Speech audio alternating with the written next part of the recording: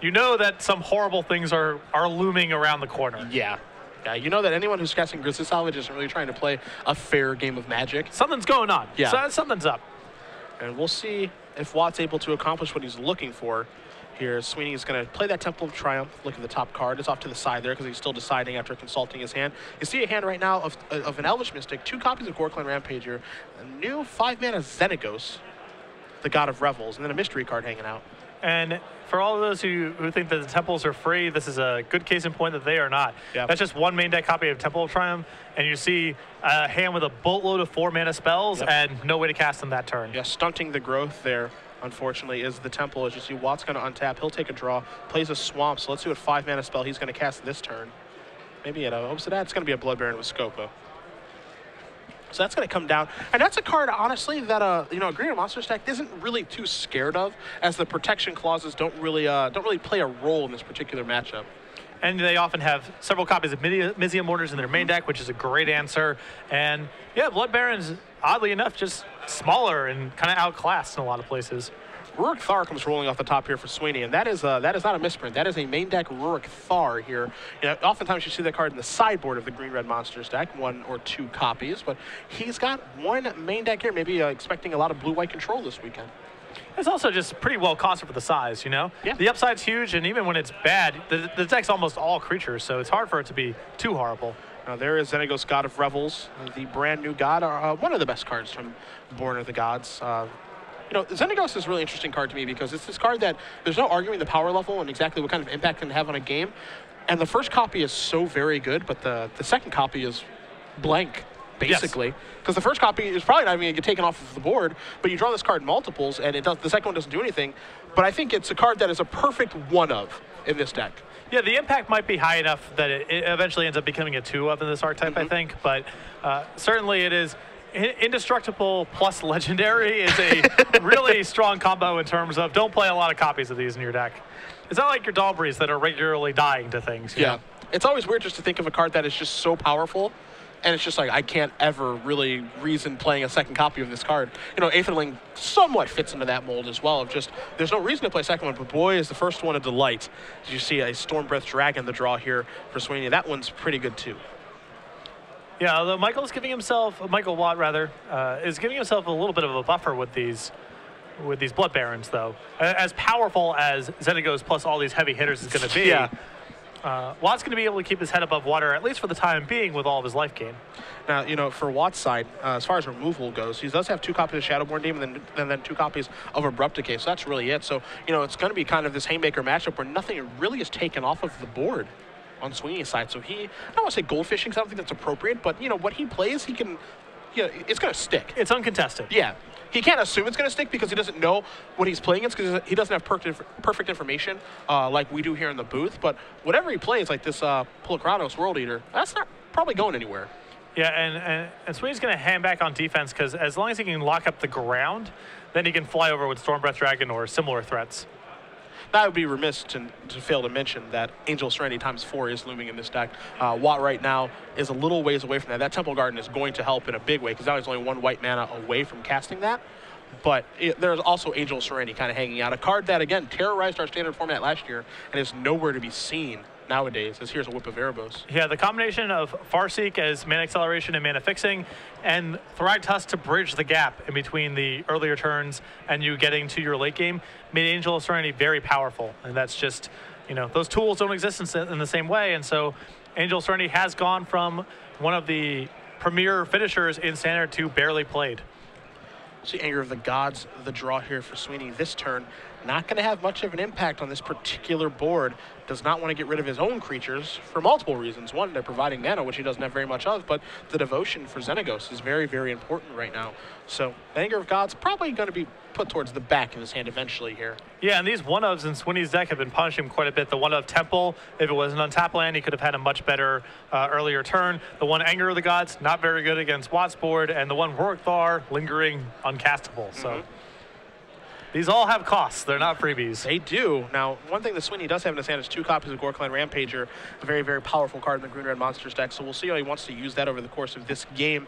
Of course, it's something he can just play to turn on the old Xenagos, so he's got some real options here with that card. And you see the devotion count right now, we've got 2, 4, 5, 6. So he needs one more symbol to turn on Xenagos, but he's opting not to right now. Looks like he's just going to target Pulokranos with Xenagos and come into the red zone here and see what happens.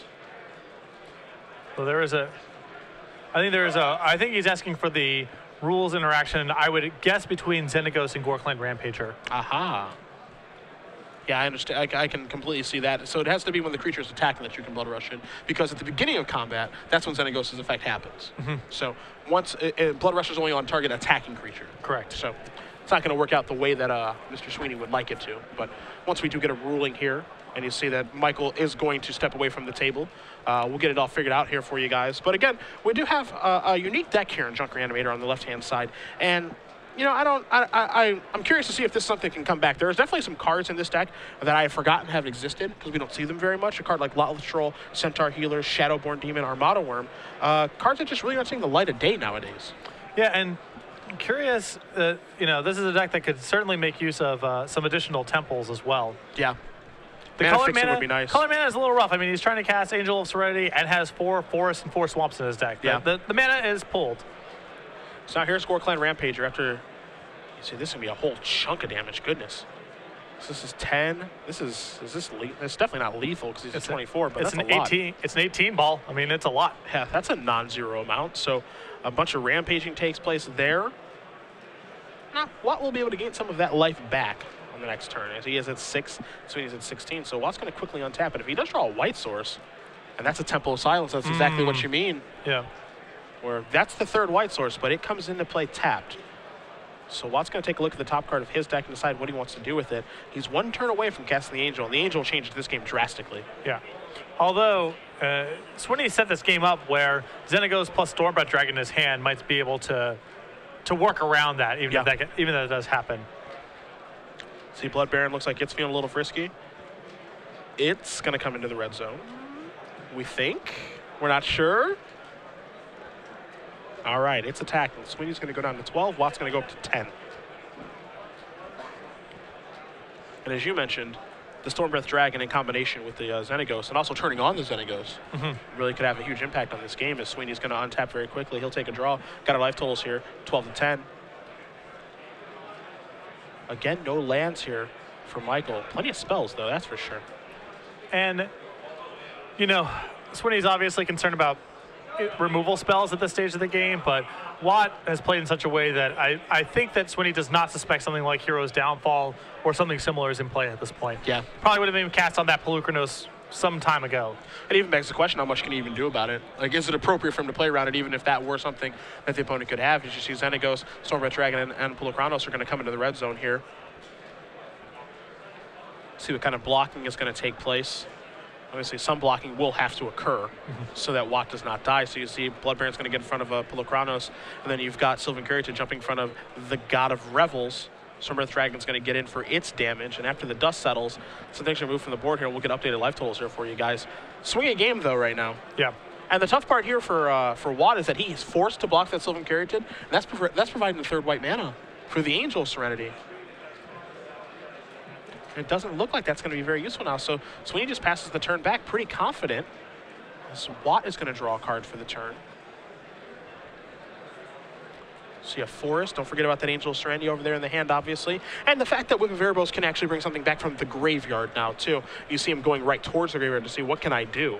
And the answer is not very much, as he's going to pick up his permanent. So Michael Swiney with Green Red Monsters is going to win game number 1 over Michael Watt.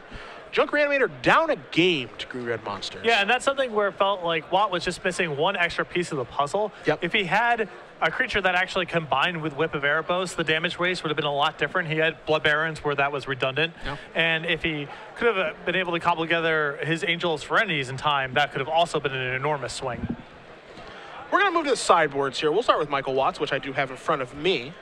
He's got one. No, this is the fun part. every time you get a brew. And anything can happen. One Ashen Rider, for example, didn't see that coming. You got one Sire of Insanity, a Shadowborn Demon, 2 Underworld Connections, 3 copies of Drown in Sorrow, 2 Revoke Existence, 2 Lifebane Zombies, 2 Sin Collectors, and 1 Pithing Needle. So he's got a lot of options at his disposal. He's playing against Green Red Monsters, a deck that he's probably tested against some since it is so popular. So you gotta love Lifebane Zombie, of course. I think that one's gonna come in almost immediately. You gotta like Shadowborn Demon since it is just a removal spell. That's difficult to get off the board for Green Red. Ashen Rider, pretty expensive. He wouldn't be able to cast it that game. So I'm not sure how realistic it is to even be able to cast it in a match. Now, the fact that you can get it back with Erebos is certainly nice, but I don't know if that's part of his game plan here. Other than that, I mean, Pithing Needle might be okay.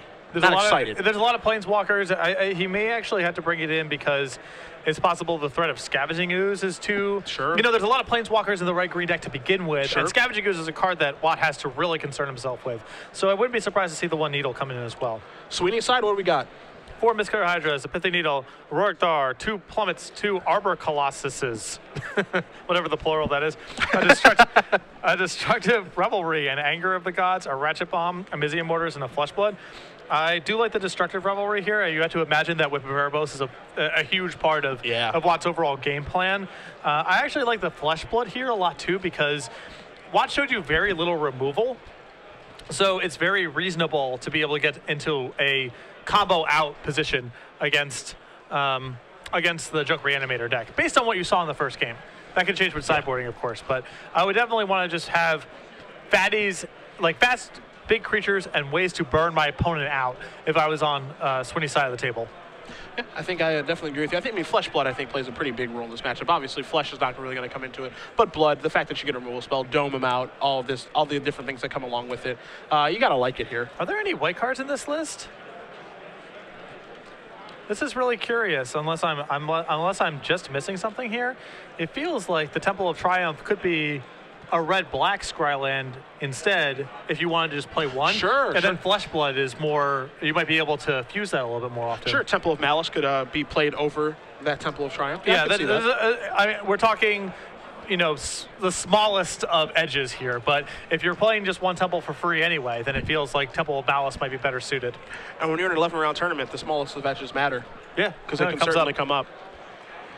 So we do see both players shuffling up here. We're around 4 of 11 in St. Louis. We got a long way to go today, but it's going to be fun. Cedric Phillips, Patrick Sullivan here in the booth at SCG Live. Hashtag SCGSTL for your tweets all weekend long. Let us know what you think about Chunk Reanimator. What do you guys want to see deck teched in the sideboard? I know that we've got Nick Miller over there already sitting down with a couple people. So we'll have some deck techs for you guys over the course of the day. We've also got a lot of things to talk about, of course. How to qualify for the Players' Championship, our Invitational in Charlotte. That's down the road here at the back end of March. The front end of March, we'll be doing Grand Prix Richmond, which is going to be an absolute blast. You know, the Pro Tour that's obviously taking place in Valencia this weekend are going to really set the stage for that format. Yeah, so, you know, there's going to be, you know, the band announcements all occur before sets, so the format that you see now is going to be the format for Richmond. And certainly a different metagame. You know, Pod's been a dominant presence in the format for the last well over a year here. And you know, it still had a pretty good performance at the Pro Tour. We saw a copy in the top 8. I presume many towards, the, you know, further down the top 16. But it does feel like the format's definitely pushing a little bit more towards Twin. We see a lot of copies of that. And Storm making its first elimination round appearance in a tournament of this size as well. Yeah, and no, I haven't got a chance to look over the results, but it looks like no Bitter Blossoms, no Wild Mikados, and no Deathrite Shamans. Yes. That's because that can't happen. Yes. Which is still a yes in my book. But the format has definitely been shaken up some, and I think Grand Prix Richmond will give, you know, that little 2-week period, give people some time to brew. Yes. Do a little work. Maybe they'll find the Bitter Blossom deck now that the format's a little more stable. Maybe they'll find the right shell for Wild Mikado, or not, because I hate that card. So, you know, either one's okay with me. But yeah, I think it's going to be fun analyzing those results over the next couple of weeks, because you know that's what people are going to be doing, because Richmond is going to be huge. You don't like the cat? I don't care for the cat, no. I don't care for the cat. Is it because you just like playing with Pyroclasm? I do enjoy good Pyroclasm. Well, that's not, you know, that's, I don't, okay, well, whatever. We can go into this in further detail. Yeah, that doesn't feel like Wild Mikado's fault. You know what I mean? Who else's fault would it be? Well, maybe the person who just wants to sweep away everyone's cards and then play a Karn on turn 3 or whatever. I don't feel like I'm part of the problem at all.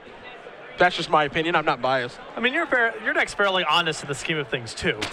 No, by modern standards. Yeah, I mean, you're not wrong. It's just a ridiculous statement. Yeah. That's all. Turn 3 Karn is, that's honest Abe right there. Yeah, you're playing an honest game of Magic right there. You see both players take a look at their opening hand. Watt's going to be on the play here as he is down a game.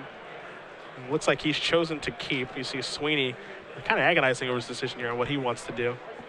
It looks like he's happy. We are underway here as a Temple of, wait for it, Plenty. That's the first one that I've seen of that for a little while. You know what's kind of confusing? Okay. Making a cycle called the Temples in the same format as Temple Garden. Yeah. That's a potential source of confusion. Yeah. They want me to mess up, but I won't. I refuse. As here's Temple of Abandon. Ha! Looks like that card's going to stay on top there for Swiney. He'll pass the turn back to Watt, who will untap that Temple of Plenty. Take a draw. It's a Sylvan Caryatid. There's a Swamp. And now here is your 0-3 wall. And this is a much better start for Watt, if no other reason than his mana is much more stable this game so far.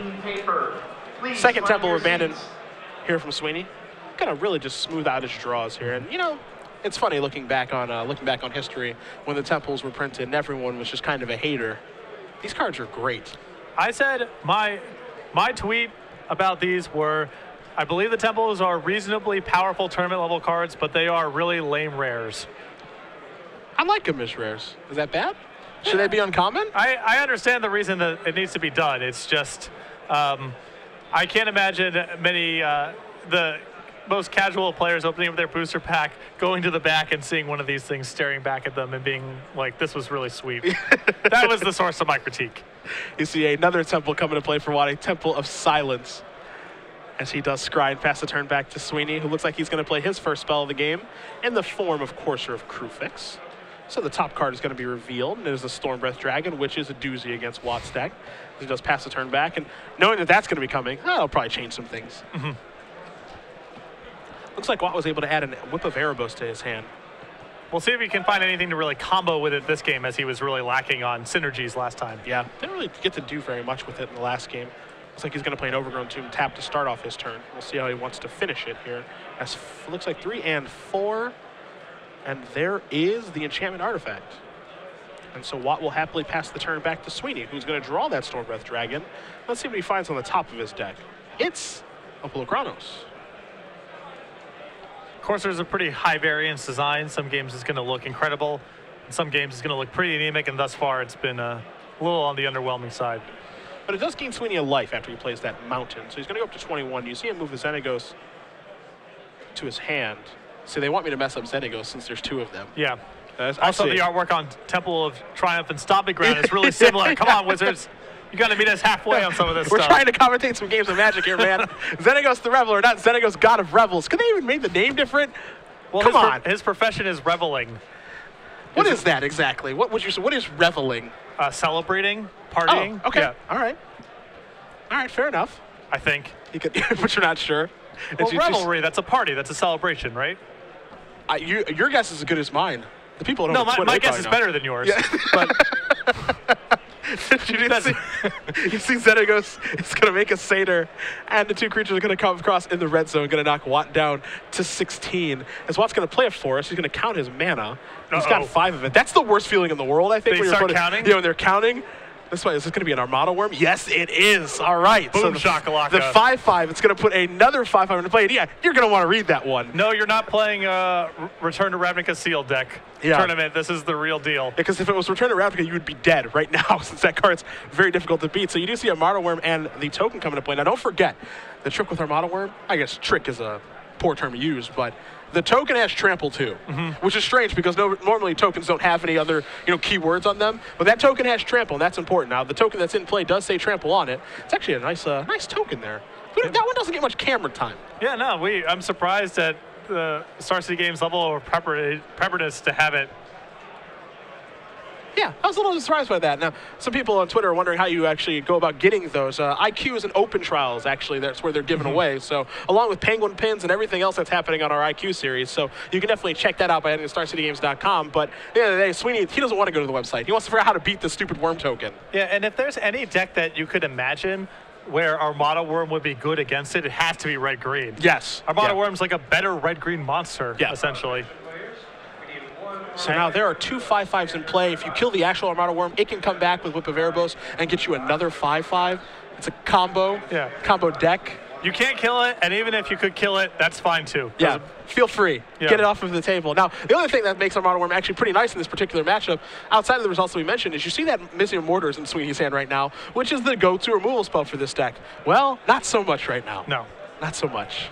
As overloading that actually won't get the job done. So now he's in a rock and a hard place because he's looking at that Stormbreath Dragon saying, hey, I would love to cast that. That's probably going to be really good right now, even though that can't tussle with Armada Worm very well, or its token. And then, of course, it looks like Armada Worm's going to go on the offensive next turn, gain a bunch of life back, so the racing situation is out of the question as well. So Sweeney is in a real world of trouble right now. Yeah, it's not hard for green-white monsters to outclass the green-red, not green-white monsters, the deck, but just large green-white creatures. They're usually designed, developed in such a way to outclass red-green's style of big creatures, and particularly coupled with lifelink, which Watt has now access to in Whip of Erebos. So this is a tough setup for Swiney to fight through. So you do see the Satyr token's going to come across in the red zone. You know, Watt trying to maybe trap, or excuse me, Sweeney trying to trap Watt with, you know, Rampager or Mizium Mortars after combat, and Watt says, no, I'm just going to go to 14, actually, because I have Whip of Erebos in play. I've got no interest in blocking when I'm going to gain so much life. As you see, Polakranos is going to come in the second main phase here. And also, you know, that's, you know, a small drawback, actually, to that Courser is that had Watt maybe forgotten about Rampager for whatever reason, well, there's just one on top of the deck. So yeah, no, it's not, that power is not 100% upside. There's a cost here. You are letting your opponent know exactly what's going on. So you see Sweeney is going to make another Satyr token and just pass the turn back. I think Watt is very happy to untap in this board position. We'll see what he can add to it as he does take a draw step here. That is oh no. Oh no. Oh no. The land coming, the seventh mana coming to play on tap is not a good sign for Swiney. No. And I think he's going to tap all of it. And that's number 7. It's been a while since we have Angel Serenity show up on these cameras, but here it is. The 5/6 flyer has shown up to the party, and it's going to eliminate you and you and you. And those are going to go bye-bye. And Xenagos, I think, is going to leave very soon as well. You do see Angel Serenity, a standard mainstay last year. Not getting a lot of play nowadays, but it's still pretty good if you can cast it. Yeah, once you get there, it's really awesome. And Whip of Erebos gaining 10 through the Armada Worms, giving him the time necessary to deploy Angel Serenity. Can't kill it with Mizium Mortars. Can't really fight that with Domri Rad. Yeah. You know, just Armada Worm. We went from Whip to Armada Worm to Angel Serenity. It's your turn. You do whatever you want over there, Green Monsters, man. This is just kind of, you know, we don't see matchups like this a ton anymore, of just like, you know, green haymakers where whoever has the biggest creature wins. But that's exactly what this is. Yeah, and the fact that Watt got the start of this game with a turn 2 Caryatid against no acceleration from Swiney was a big difference in this game too. He was in control of the pacing the whole time. His decks, the threats are a little bit on the more expensive side, and so he's actually the control deck in this matchup, usually red-green monsters being the beatdown deck. And so with the mana acceleration and all the time in the world to get set up, he's able to just deploy his huge threats. Tough guy Satyr token coming into the red zone. All right, well, I will take it, I guess. So Watt will take 2. He'll follow up with the Stormpetrel Dragon. That's going to be on blocking duty right now, and actually do a pretty decent job of it. It's going to hold that Angel Serenity down for a little while here, but you see Sweeney's going to take a look at that Armada Worm one more time, and yeah, it's worth doing because that card's really, really tough for you to beat. What I was trying to say is red-green monsters are often the control deck against other creature decks, but not here. Yeah, no, not here. He has to be very, very quick and very fast to be able to defeat Watt before Watt gets set up. Looks like Watt's got something else to play pre-combat here. Jeez, what is this? Settle down. Yeah, you have enough. What is this? This is, oh goodness, a Shadowport Demon. Kill your Stormbreath Dragon. Get that out of my office. So that's gonna go to the graveyard. And now attacking sounds cool. Let's attack for 5, 10, 15. Sweeney's gonna go down to 2. Watt's gonna go up to a healthy 35. And yeah, you know, just don't pay the upkeep on the Shadowborn Demon. Return it with the Whip of Erebos. Just another combo. Yeah, another part of the combo deck here. That is Junk Reanimator from Michael Watt. The last game, he didn't look all that impressive. This is what he does. This looks like a commanding board position. Yes. The Whip of Erebos was also much better in this game than it was last game. Yeah, also true. Also true. And, you know, if he's able to play against Green Monsters a lot, I think he's going to have a really nice tournament.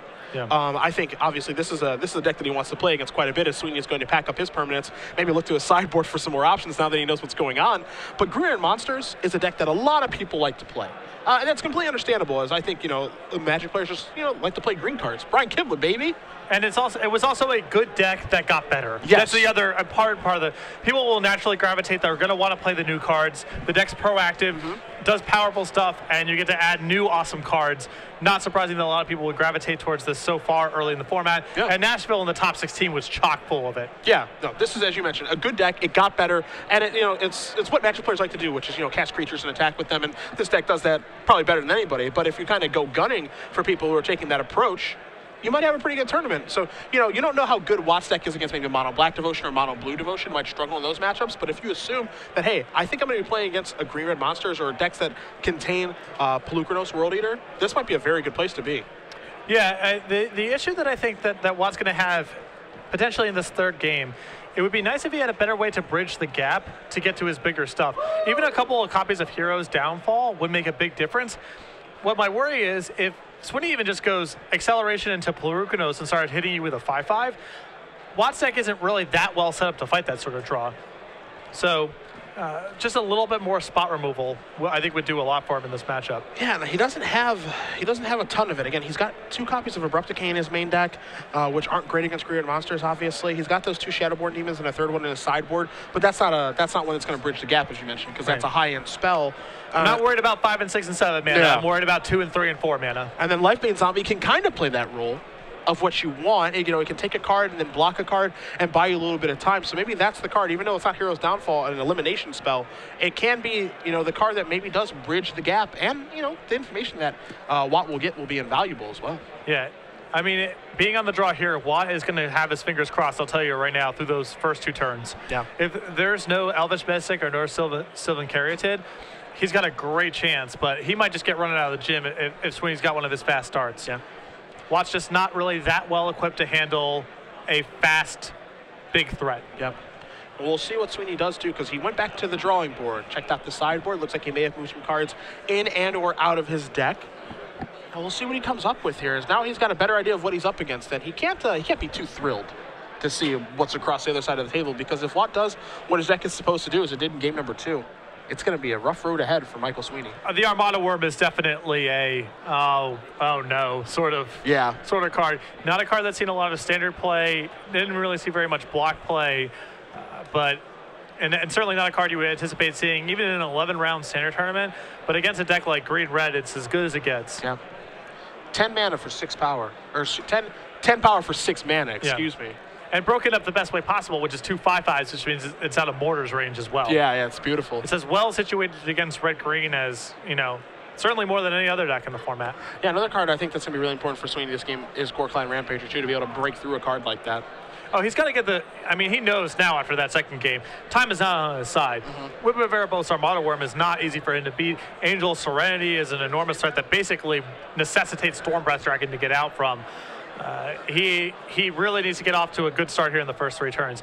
Even a hand of, imagine a hand with 3 lands, no mana acceleration, and Domri as the first play. That might not be good enough here. That's a hand you would never consider mulliganing on the play with red-green monsters. It's not clear to me if that's good enough to get the job done here. We'll see what does happen. I think, as you mentioned, if you're Swiney, it's got to be a hand involving mana acceleration. Mystic, Caryatid, got to get moving. No time to mess around here, especially if on Watt's side he does have a Sylvan Caryatid of his own, which he does have 4 copies of. Now, he doesn't have Elvish Mystic, Swiney does, so he's going to rely a little bit on Sylvan Caryatid to keep up, but if he has it and Swiney doesn't have a mana accelerant on his own, we might see a repeat of game 2. Yeah. I think after the second turn of the game, we're going to have a really good sense of who's winning, quite honestly. For sure. The mana acceleration just means that much. I mean, you remember the old Junk Reanimator decks, what happened when this deck had turn 2 Farseek versus when it didn't. It was 2 different decks. Yeah. I mean, they played a lot of mana accelerants for a couple of reasons, of course, but, you know, the fact that once that deck started accelerating mana and casting Acidic Slimes, Restoration Angels, and everything else that old Junk Reanimator used to do, a lot of your losses came from the fact that they were just doing all of that stuff ahead of schedule. Yeah. And that's important. And that's part of what makes green such a great color. They're the only ones, really, that do have mana acceleration. And they've got some pretty good mana acceleration tools so far. in this particular format. I'll be interested to see if maybe another one comes out. You know, we haven't seen a card like Birds of Paradise for what feels like a while. I'm trying to think when the last, probably in, I think, M11, I want to say? Yeah, it feels like a long time since we've seen Birds of Paradise show up. Maybe for the best. I think there's definitely a critical mass, and this is that he has no mana acceleration, but a good hand. This is exactly the type of hand that I was talking about, where you would never consider mulliganing this were you against most normal opponents, where I think it's actually borderline here. I'm curious to see how this game plays out, because Swiney has kept exactly that kind of hand. Yeah, we'll see what that scry that he kept on top was. You know, if it is a mana accelerant, as he does draw a card, it's just a forest. So he will not be accelerating his mana this game. As you do see, there's a Courser in his hand. He's got a Chandra, Stormbreath Dragon, and a Domri. So if Watt does have Sylvan Caryatid on his side, he plays very quickly. So this maybe, I think he does. He does. This is a great start from both sides for Watt. Yep. He's accelerating his mana. I mean, he's already ahead, basically, of Swiney right now. So Swiney draws his card. You see him move a mountain to the front. Now maybe it's going to be a forest that he opts to play because he wants to deploy Courser as opposed to Domri. Maybe he's going to go with the 3-mana Planeswalker, and he is. So Domri's going to show up to the party. He's going to start with 3, likely going to be taking up to 4 in a moment here. And Swiney also has a Chandra Pyromaster in his hand. It seems like he's trying to set himself up here for some sort of like grindier card advantage game. I don't think he can win this sort of fight. Watt's threats are worth 3 or 4 or 5 cards out of Swiney's hand, you know? There's a Temple of Silence, so Watt slows down a little bit on this particular turn, but you do see he does have a Centaur Healer in his hand right now, so maybe that's what he's going to opt to deploy on his 3rd turn of the game. Or he might go salvaging, or... Okay, so he's got a Lotless Shrill. Okay, so this gets a little bit more interesting, too. Again, a card we don't see a ton of, but he does have the ability, to regenerate that now via the Caryatid. So Lotless Shrill can play a huge role in this particular matchup and in this game state that we're in. Combo with Whip of Erebos, very just good card on its own. Yeah. Very underplayed card too. Yes. I think maybe once we get that green-black temple, I'm gonna call it Temple of Rot. Does that sound right? That's an interesting question. That's my guess. Temple of Compost. Ooh, that sounds fun. That's not it. That's almost certainly not it. I suspect that's not it. Yeah. But once we do get the green-black temple, I think we might see some more Lotless Trolls hanging out here, as Courser is going to reveal a Stomping Ground that Swiney can put into play if he wants to. Domri Courser is a nice little small synergy again. I love it. I absolutely love it.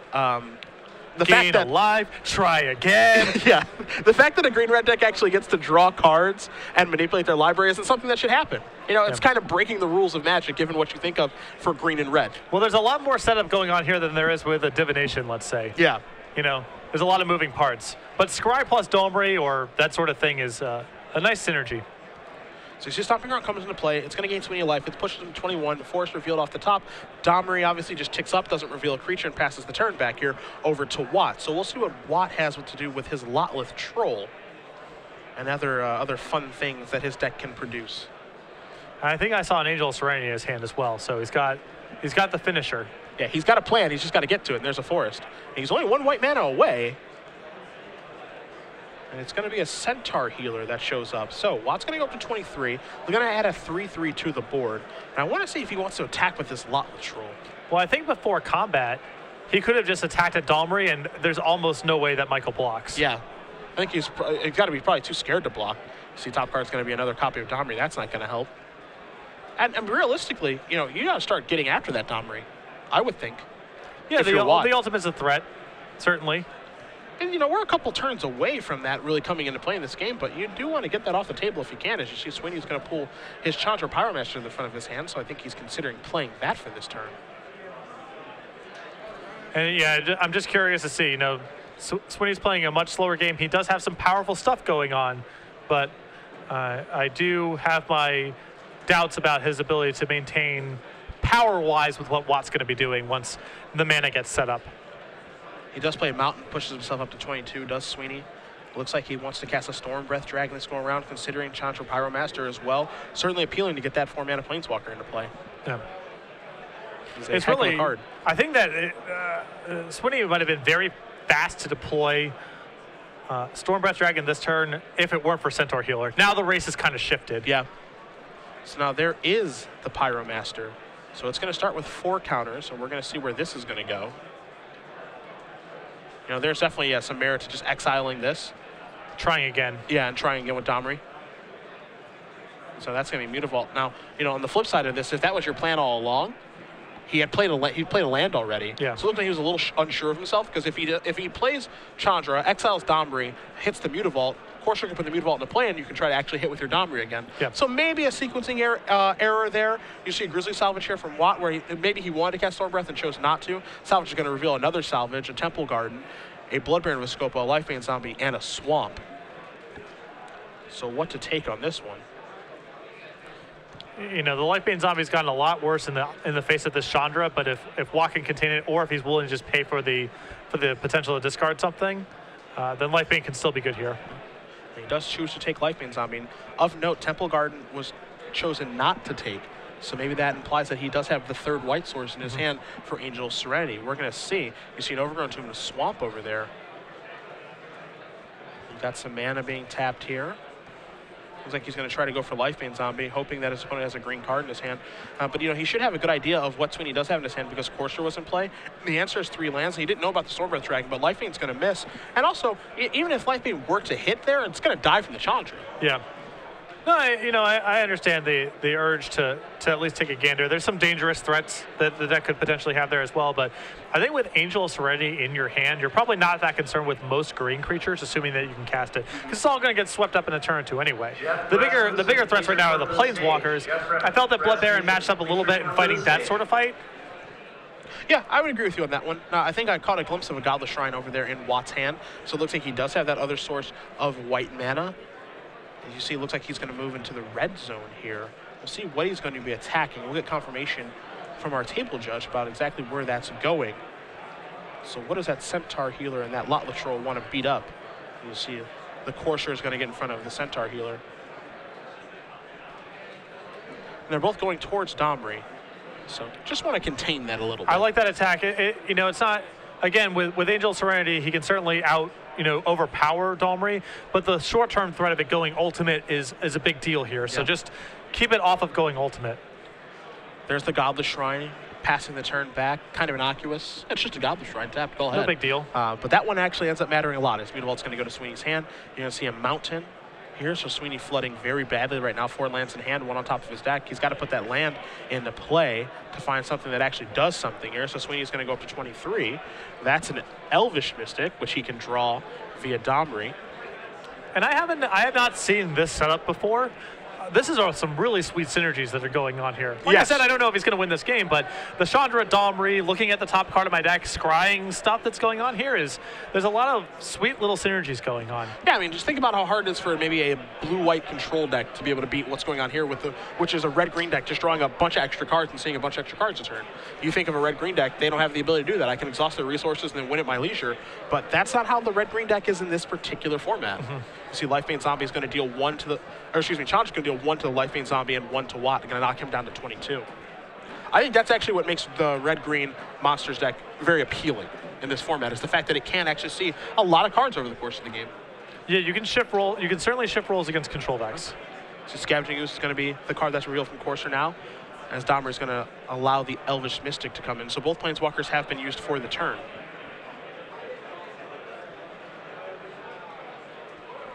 We'll see, again, 4 lands, one of which is Mutavault, an Elvish Mystic and a Stormbreath Dragon here, what Sweeney is working with. He'll have access to at least Scavenging Ooze next turn, as there is the 4/4 flyer.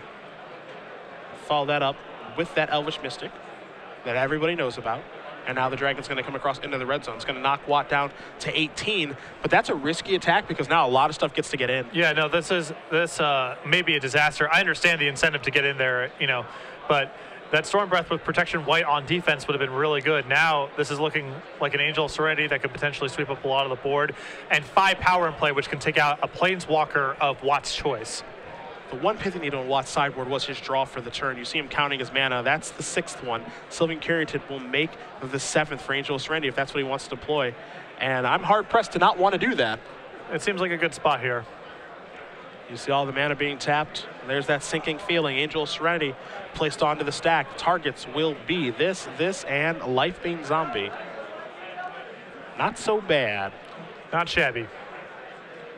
So after the Angel does resolve, we'll see where that Centaur Courser and that Lot Latrell want to go. Which Planeswalker do you care about more here? Probably Chandra, since Watt has just tapped out, so his Lot Latrell's exposed. Okay. That would be my instinct. And you can see Watt's hand, he's got a land, which is an Overgrown Tomb, and that Pithing Needle in his hand. So, you know, ideally, you do want to be able to kill that Lot Latrell, but also you could play a little game of gamesmanship against your opponent, thinking, man, I have a creature in my hand, so you don't want to shoot that. Yeah, but there's no better target is the thing. Maybe he would just zero Chandra. Yeah. Sure, that makes some sense. But either way, Chandra Prime Master is going to bite the dust. That's where the Centaur Healer and the Lot Latrell do go. Swiney's still at what is typically a comfortable 23, but he's in some trouble here. As his Courser's gone, so it's just, you know, one of his card drawing engines is offline. He does have Dom Range, just Gavin who's going to go to the grip, but he's really struggling. Yeah, it's hard for him to win. You know, at this point, it's hard for Swiney to race, and Watt has so many more powerful draws in his deck. It's sort of the squeeze. Probably can't win short, and not clear on a strategic level if you can win going long. Well, let's take a look.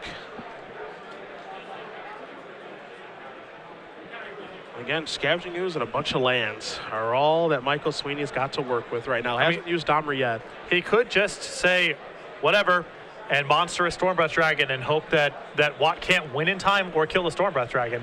That might be the best plan. It's not an unreasonable path to take here. I mean, if he does that, it becomes a 7/7, 2 damage from the trigger. It's going to knock Watt down to 16. The attack for 7 puts him down to 9.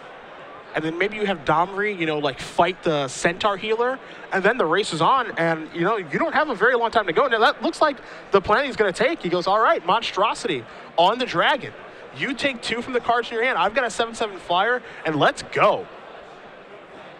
Let's race this bad boy. Yeah, and, you know, there's some draws here that are really bad for Swiney if Watt finds him. And that is not, now that yeah, actually, that can't happen. I'm sorry, because the Dragon does have protection from white. So now the Angel of Serenity is gone. So now the Angel is looking, the Stormbreath Dragon, excuse me, is looking great. And now here's an attack for 7. It's a little rough to give him back the Lifebane Zombie now, having given back him so many green creatures, but... Watt's going to untap. He'll take a draw step here. Not quite sure what that card was. May have been a Revoke Resistance, maybe. Should be a strange one to sideboard in this situation. Yeah, I mean, maybe because Xenagos was so good in that first game. Yeah, the God of Revels, sure. Let's see what Watts wants to do in this turn. Again, he does have that Lifebane Zombie in his hand that was returned from Angel Serenity dying. And that's what he's going to go with. So, he's going to see a hand here of Courser of Crucifix, Elvish Mystic, Scavenging Ooze, and then lands. And now if you're Watt, all of a sudden, you're in a really bad spot, because now it's almost like you have to draw Shadowborn Demon or bust. But possibly Whip of Erebos as well. Yeah, that's one that could turn it. There's a couple good draws. Yeah. But that's that might be just about it as far as things that he can draw to get himself out of the situation. So it's this game has changed in a hurry. Scavenging Ooze is going to bite the dust. So let's see what else he can do this turn.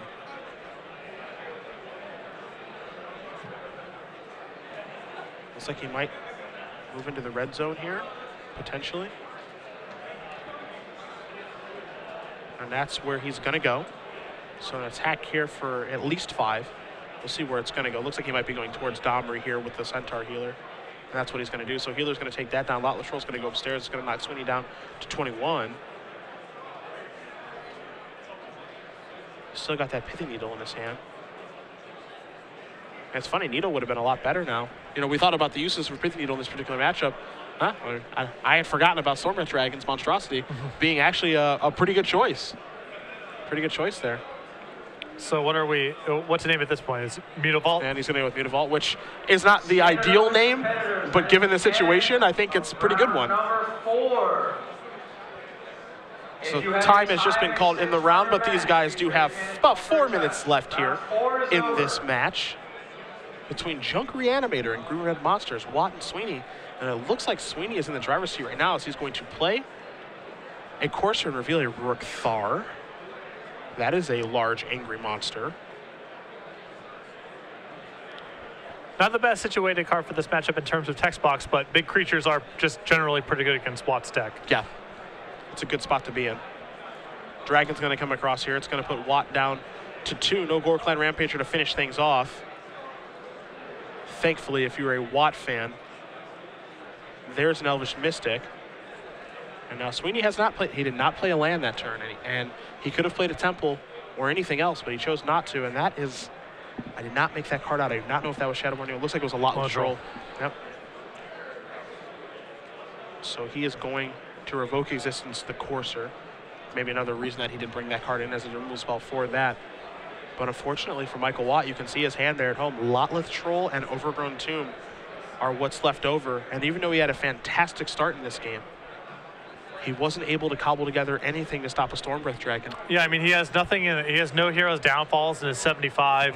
You know, Lifebane Zombie obviously doesn't answer it. His big creatures in Armada Worm and Angel Serenity provide no defense against it. Yeah. And so, by all accounts, this was a deck that, a game rather that was structurally set up to win, but Stormbreath is just kind of stealing it from him. Yeah, and it's a very good Magic card. It's been known to do that. And as Swiney does draw Rurik Thar, he can choose to play that pre-combat if he wants to. You can choose to play it post-combat. He's going to play a Temple here. He's going to take a look at the top card of his deck. And he just wants to make sure he does everything right before attacking with what looks to be a lethal Stormbreath Dragon. There is your Rurik Thar, the Unbowed. And there comes the Dragon, an extension of the hand. Michael Swiney going to move on to 4-0 with Green Red Monsters, taking down Michael Watt in his innovative Junk Reanimator deck. I knew we were going to see a lot of Green Red Monsters this weekend.